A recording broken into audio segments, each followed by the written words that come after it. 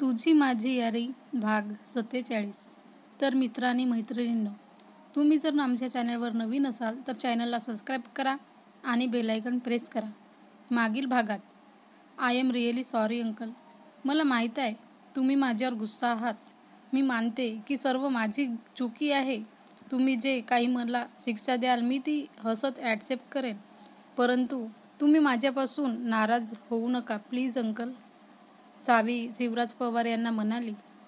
शिवराज पवार आधी तर सावीचे अश्रू पुसतात आणि स्माईल करत म्हणतात, तू माझी मुलगी आहेस आणि नाराज व्हायची काहीच गोष्ट नाही.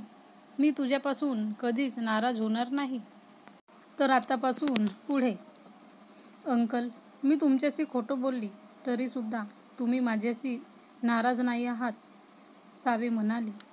शिवराज पवार आबाकडे पाहत सावीला म्हणतात, मी तुम्हा दोघींना एक गोष्ट सांगू इच्छितो की तुम्ही दोघीही माझ्यापासून कोणतीच गोष्ट लपवणार नाही आणि कधीच खोटं बोलणार नाही. ही गोष्ट ते थोडं सिरियस होत बोलतात. आतापासून आम्ही कधीच असं करणार नाही. आभा आणि सावी दोघी सोबतच बोलतात. मग आबाचे पप्पा आभाला सर्वांच्याबद्दल विचारू लागतात. पप्पा, हे माझे सर्व फ्रेंड्स आहेत, आभा म्हणाली. मग ते त्यांना थँक्यू म्हणतात की त्यांनी आबासाठी जे काही केलं त्यांच्याबद्दल. तेव्हा रोहन त्यांना म्हणतो, अरे अंकल, प्लीज तुम्ही आम्हाला शर्मिंदा करू नका. आभा आमची फ्रेंड आहे आणि फ्रेंडशिपमध्ये थँक्यू वगैरे काहीच नाही. शिवराज पवार रोहनचे बोलणे ऐकून त्याच्यावर थोडे इम्प्रेस होतात. ऋषी तिथंच साईडमध्ये उभा होऊन फक्त त्यांचे बोलणे ऐकत होता. तो काहीच बोलत नव्हता. ते सर्वजण आभाच्या पप्पांसोबत बोलत होते. ऋषीला असा गप्प पाहून शिवराज पवार म्हणतात, तू आपल्याबद्दल काहीच सांगितलं नाहीस मला. ऋषी ऐकतो आणि बोलतो, मी ऋषी आहे, आभाचा फ्रेंड. अच्छा ऋषी, तू आभाचा फ्रेंड आहेस, शिवराज ऋषीकडे पाहून म्हणतात. ऋषी आभाकडे बघतो. आभाही त्याला बघते आणि इशारा करते की काहीच सांगू नको. सर्वजण हेच विचार करत होते की तो काय म्हणेल. त्या सर्वांना टेन्शन येतो की त्याने जर असं म्हटलं की मी आभाचा BF आहे, म्हणजे बॉयफ्रेंड आहे, तर आभाचे पप्पा काय रिॲक्ट करतील. ऋषी म्हणतो, मी आभाचा फ्रेंड आहे. ऋषी इतकंच बोलतो. मग सर्वजण तिथून जातात. आभाही आराम करते. तिथं फक्त सावी, ऋषी आणि तिचे पप्पा थांबले असतात. तुम्ही दोघंही जाऊ शकता, मी आहे आभासोबत, शिवराज पवार सावी आणि ऋषीला म्हणतात. पण ऋषी एकदम बोलतो, नाही, मी थांबेन आभासोबत. शिवराज पवार ऋषीला खूप नोट करत होते की हा आभासाठी थोडं जास्तच काळजी करत होता. सावी तर घाबरलीच होती. ती मनातच बोलते, हे काय बोलतो ऋषी. ती ऋषीच्या बोलण्याला कव्हर करत बोलते, ते काय आहे ना अंकल, याला म्हणायचे आहे की आम्ही दोघंही थांबू तुमच्यासोबत. मी आबाची बेस्ट फ्रेंड आहे आणि ऋषी माझा भाऊ आहे. त्याला माझीही काळजी वाटते आणि तुम्हाला तर माहीतच आहे की मी आभाला सोडून कुठंच जाणार नाही आणि तुम्ही मला फोर्स करू नका. मग ते सावीचे ऐकतात. तेवढ्यात त्या रूममध्ये तो हवालदार येतो आणि त्यांना बाहेर यायला सांगतो. शिवराज पवार आभाला ब्लँकेट पांघरून सावीला म्हणतात की मी बाहेरच आहे, तू काळजी घे आभाची. असं म्हणून ते बाहेर जातात. सावी त्यांना जाताना पाहून आपल्या हृदयावर हात ठेवून म्हणते, थँक गॉड वाचली. ती ऋषीला म्हणते, प्लीज ब्रो, आता तू अंकलशी काहीच बोलणार नाही. ऋषी सावीला इग्नोर करून आभाजवळ जाऊन बसतो आणि तिच्या डोक्यावर हात फिरतो. तो म्हणतो, आभा, तू आपल्या पप्पांना खूप प्रेम करते आणि तो स्माईल करतो. सॉरी सर, ही तुमची मुलगी होती, मला माहीत नव्हतं, हवालदार शिवराज पवारला म्हणतो. शिवराज पवार त्याला काहीच म्हणत नाही. सर, तुम्ही ठीक आहात ना, हवालदार त्यांना गप्प पाहून म्हणतो. ती मला काहीच सांगत नाही आहे तिच्यासोबत काय काय झालं, परंतु तिच्यासोबत ज्याने हे केले आहे मी त्याला सोडणार नाही, शिवराज पवार हवालदारला म्हणतात. सकाळचे 10 वाजले होते आणि डॉक्टर आभाचा चेकअप करायला आले होते.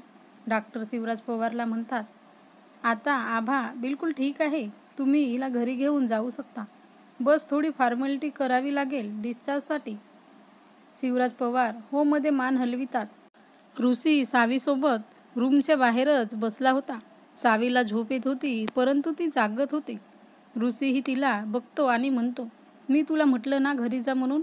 मी आहे आबाजवळ. नाही, जेव्हापर्यंत आबा ठीक होत नाही मी इथून कुठंच जाणार नाही, सावी त्याला म्हणाली.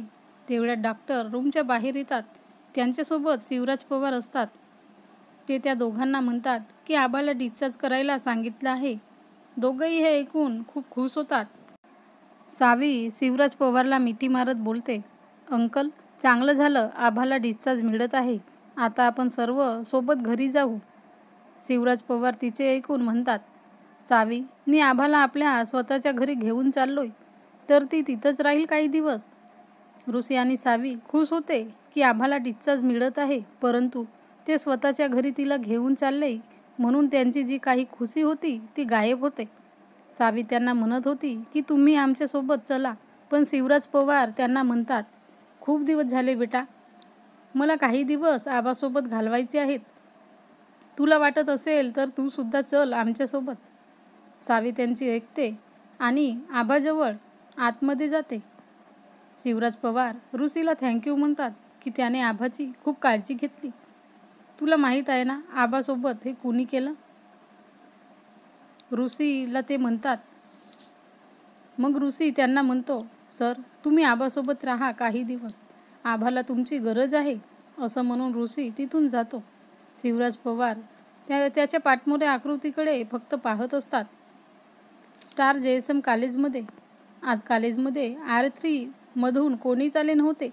आभा आणि सावी हॉस्पिटलमध्येच होते.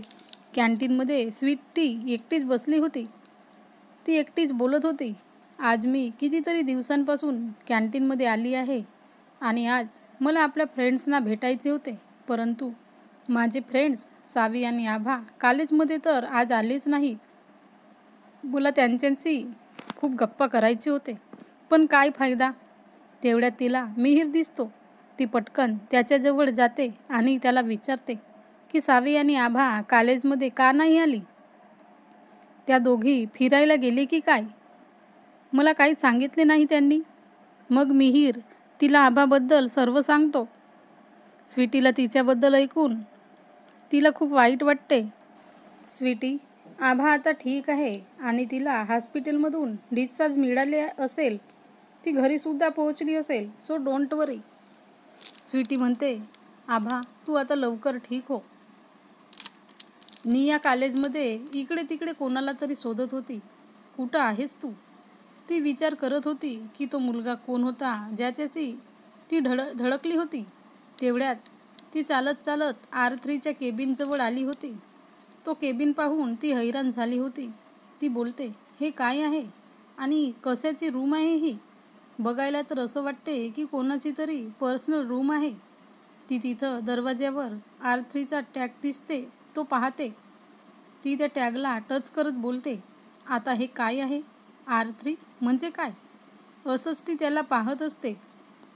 इकडे कदम निवासमध्ये ऋषी आभाच्या रूममध्ये बसला होता आणि आभाबद्दल विचार करत होता. तो त्या रूमला सर्वत्र बघतो आणि बोलतो की आभा इथं नाही आहे. तेवढ्यात तिथं सावी येते. ती बोलते, तू तिच्यापासून दूर राहू शकत नाही तर तिला थांबवण्यासाठी काही केलं का नाही तू? मी तुला म्हटलं होतं की अंकलशी बोल की ते आभाला आमच्यासोबत येऊ द्यायला, पण तू चुपचापच होता. मला नाही वाटत होतं की तू आभाला अशा अवस्थेत सोडशील. मला वाटते आबा ठीक नाही आहे. ऋषीला सावीचे सर्व बोलणे पटते. मला माहीत आहे सावी, आबा स्वतःला सांभाळू शकत नाही. तुला काय वाटते मी तिला थांबवायला काहीच नाही केलं? फ्लॅशबॅक. हॉस्पिटलमध्ये आभा आपल्या पप्पांसोबत खुश होती. तिचे पप्पा तिला जेवू घालत होते.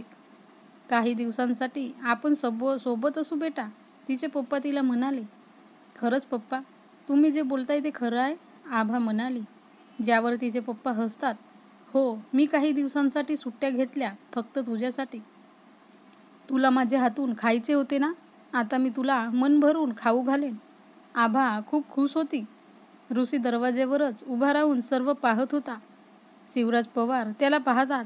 ते त्याला आत यायला सांगतात. ये ऋषी, सावी आभाची रिपोर्ट्स आणायला गेली आहे. मी डिस्चार्जची फॉर्मॅलिटी पूर्ण करून येतो. तू थांब आभाजवळ, असं म्हणून ते जातात.